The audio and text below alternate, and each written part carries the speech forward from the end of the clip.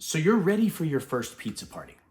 How do you prepare yourself? What should you expect?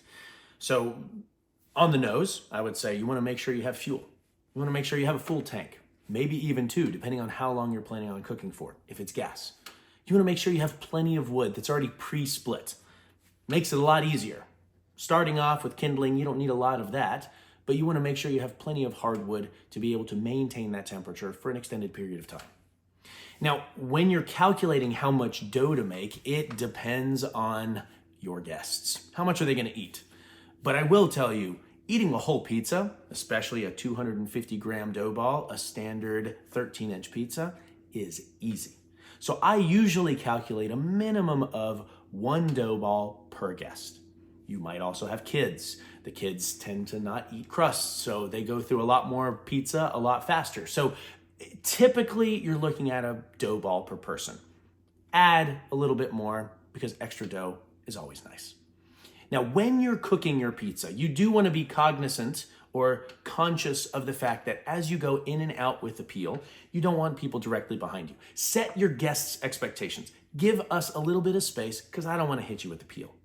Now, you also probably don't want all of the work to be on your shoulders. It's always best to do it in a team setting.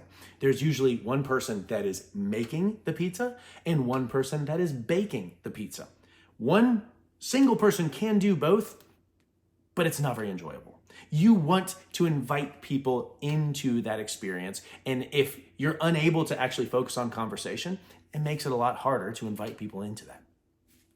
And on that note, what I typically recommend is that you are not a restaurant. You don't need to make a pizza per person. Each person that comes up shouldn't get their own pizza. And the reason I say that is coming from a large family and doing pizza parties all the time.